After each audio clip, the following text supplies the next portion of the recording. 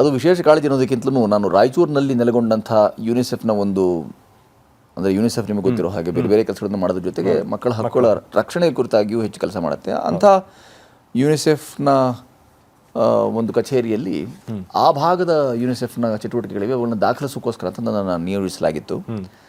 UNICEF ಕೆಲಸ ಮಾಡ್ತಾ ಮಾಡ್ತಾ ನಾನು ಹಳ್ಳಿ ಅಲ್ದಾಗ ನನಗೆ ಕಾಣಸಿಕ್ಕ ಥಳುಕು, ಹುಳುಕು, ಕೊಳಕು, ಬೆಳಕು, ನಮ್ಮ ಆಡಳಿತ ಯಂತ್ರ, ಮಕ್ಕಳ ಹಕ್ಕುಗಳು, ಪೋಷಣೆ, ಅವರ ಲಾಲನೆ ಪಾಲನೆ, ಇಂಥೆಲ್ಲ ಸಂಗತಿಗಳಲ್ಲಿ ನನಗೆ ಕಂಡ ಆ ಎಲ್ಲ ವೈರುಧ್ಯಗಳನ್ನು ನಾನು ಒಂದು ಕಡೆ ಗುರುತು ಹಾಕ್ಕೊಳ್ತಾ ಬಂದಿದ್ದೆ. ಒಂದು 6-7 ವರ್ಷಗಳು ಸತತವಾಗಿ ನಾನು ಗುರುತು ಹಾಕೊಂಡಿದ್ದನ್ನು ಹೇಗಾದರೂ ಮಾಡಿ ನನ್ನ ಮಾಧ್ಯಮವಾದ ಈ ದೃಶ್ಯ ಮಾಧ್ಯಮದಲ್ಲಿ ಅದನ್ನು ಸಂವಹನಕ್ಕಾಗಿ ಅಂತ ಅದನ್ನು 4 ಮಂದಿಗೆ ಹೇಳಬೇಕು, ನಾನು ಇದು ಹೀಗಾಗ್ತಾ ಇದೆ, ನಾನು ಇಲ್ಲಿ ಎಚ್ಚರಿಸಬೇಕು, ಇಲ್ಲ ನಾನು ಎಚ್ಚರಗೊಳ್ಳಬೇಕು. ಈಗ ಇತರರಿಗೆ ಬುದ್ಧಿ ಹೇಳೋಕೆ ನಾನು ಯಾರೂ ಅಲ್ಲ, ನಾನು ವ್ಯವಸ್ಥೆಯ ಒಂದು ಭಾಗವೇ ಆಗಿ ನಾನು ಬದುಕ್ತಿರೋದೇ ಗಾಜಿನ ಮನೆಯಲ್ಲಿ ಅಂದರೆ ಮತ್ತೊಬ್ಬರು ಮನೆಯಲ್ಲಿ ಕಲ್ಲು ಹೊಡೆಯೋದು ಹೇಗೆ? ಅಕಸ್ಮಾತ್ ನನ್ನ ಗಾಜಿನ ಮನೆಯಲ್ಲಿ ನನ್ನ ಮನೆ ಮೇಲೆ ಕಲ್ಲು ಬಿತ್ತು ಅಂದರೆ ಅದು ಒಡಚೂರಾಗುತ್ತೆ ಅಂತ ಗೊತ್ತು ನನಗೆ. ಆದರೂ ನಾವು ಆಡಳಿತ ಯಂತ್ರ, ನ್ಯಾಯಾಂಗ, ಕಾರ್ಯಾಂಗಗಳು, ಶಾಸಕಾಂಗಗಳು, ಅಥವಾ ಮಾಧ್ಯಮದ ಜವಾಬ್ದಾರಿ, ಅಥವಾ ನಮ್ಮ ಸದ್ಯದ ಶಿಕ್ಷಣ ಪದ್ಧತಿ, ಆಗ್ತಿರ್ಬೋದಂಥ ತೊಡರುಗಳೇನು, ಎಲ್ಲ ದೃಷ್ಟಿಕೋನದಿಂದ, ಅದು ಒಂದು ದೃಷ್ಟಿಕೋನ ಅಲ್ಲ. ಸಾಮಾನ್ಯವಾಗಿ ಸಿನಿಮಾ ಒಬ್ಬರ ನಿಲುವುದು, ನಿರ್ದೇಶಕನ ನಿಲುವು. ಆದರೆ ಈ ಸಿನಿಮಾದಲ್ಲಿ ಸಂದಿಗ್ಧದಲ್ಲಿ ನಾವು ಒಂದು ನಿಲುವನ್ನು ಇಟ್ಕೊಂಡು ಕೆಲಸ ಮಾಡಲಿಲ್ಲ. ಅದೊಂದು ಕಡೆ ದಾಖಲೀಕರಣ, ಇನ್ನೊಂದು ಕಡೆ ಎಚ್ಚರಿಕೆಯ ಚಾಟಿಯೇಟು, ಮತ್ತೊಂದು ಕಡೆ ವಿಮರ್ಶೆ ಮತ್ತು ವಿಶ್ಲೇಷಣೆ ಇದೆ, ಇನ್ನೊಂದು ಕಡೆ ಆಗ್ತಿರ್ಬೋದಾದ ಅವಘಡಗಳ ದೊಡ್ಡ ಸಂಗ್ರಹ ಏನಿದೆ, ಅಥವಾ ಅದು ಆಗ್ತಿರ್ಬೋದ ಅವಘಡಗಳು ಯಾಕೆ ಏನು ಅನ್ನೋದ್ರ ಬಗ್ಗೆ ಒಂದು ಕೂಲಂಕಷವಾದಂಥ ಸಮೀಕರಣ. ಅದು ಇದನ್ನು ತೊಡೆದ್ರೆ ಇದನ್ನು ನಾವು ಸರಿ ಮಾಡ್ಕೊಳ್ಳೋದು ಸಾಧ್ಯವಾಗೋದು ಅಂದರೆ ಈಗ ಸದ್ಯ ಇರುವ ಸಂದಿಗ್ಧ ಇದೆಯಲ್ಲ, ಅದನ್ನು ಮಕ್ಕಳನ್ನು ಓದಿಸಬೇಕು. ತುಂಬ ಜನರು ನಾನು ಬದುಕುವಂತಹ ಸಮುಚ್ಚಯದಲ್ಲಿ ತುಂಬ ಜನರು ಮಕ್ಕಳನ್ನು ಶಾಲೆಗೆ ಸೇರಿಸೋದು ಬೇಡ, ಮನೆಯಲ್ಲೇ ಓದಿಸ್ತೇವೆ ಸಾಕು.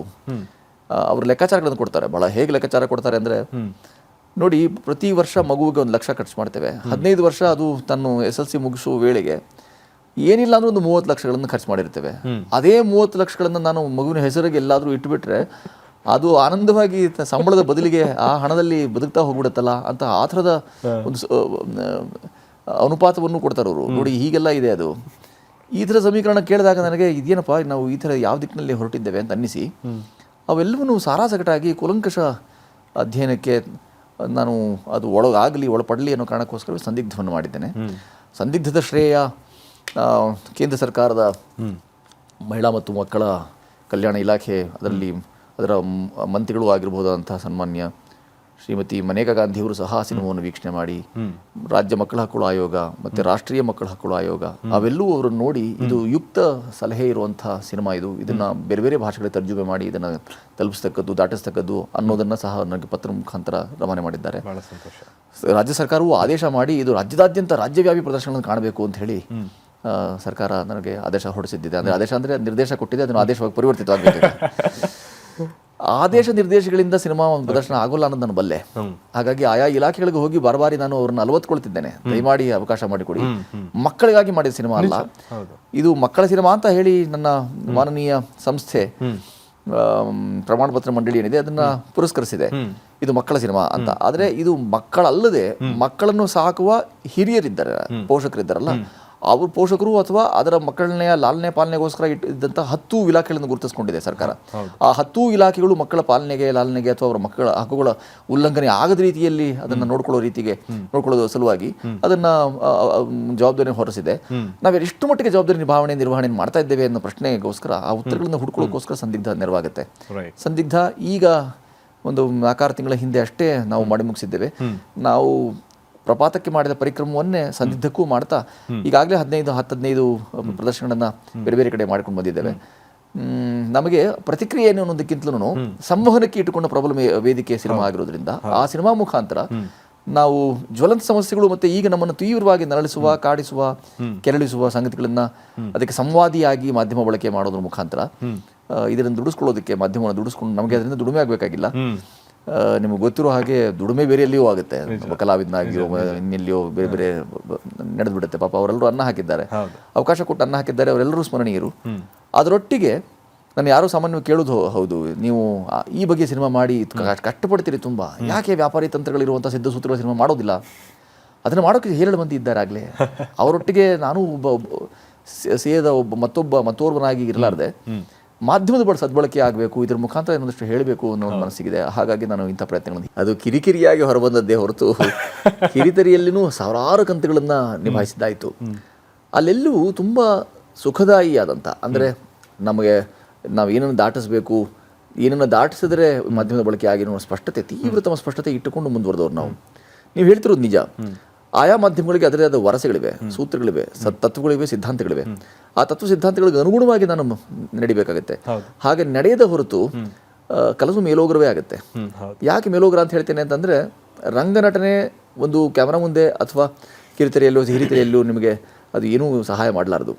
ಅಥವಾ ಈ ವರಸೆಗಳನ್ನು ಕ್ಯಾಮ್ರಾ ಮುಂದೆ ಈ ಎಲ್ಲ ಆಧುನಿಕ ಆವಿಷ್ಕಾರಗಳಿವೆಯಲ್ಲ, ಅವುಗಳನ್ನ ಇಟ್ಕೊಂಡು ನಾನು ರಂಗಕ್ಕೆ ಹೋಗ್ತೇನೆ, ಸಾಧ್ಯ ಆಗಲ್ಲ. ಉದಾಹರಣೆಗೆ ಈ ಧ್ವನಿವರ್ಧಕ, ಈ ಧ್ವನಿವರ್ಧಕವನ್ನು ನಾನು ರಂಗದಲ್ಲೂ ತುಂಬ ಜನ ಪ್ರಯೋಗ ಮಾಡಿದ್ದಿದೆ. ಆದರೆ ಅದೇನೋ ತೊಡಕು ನಮಗೆ, ಅದು ಇಂಥದ್ದು ಕಿರಿಕಿರಿ ಆಗ್ತದೆ, ತುಂಬ ಲೀಲಾಜಾಲವಾಗಿ ಸುಲಲಿತವಾಗಿ ನಡೆಸೋಕೆ ಸಾಧ್ಯವಾಗಲ್ಲ ಅಂತ ಅನ್ಸುತ್ತೆ.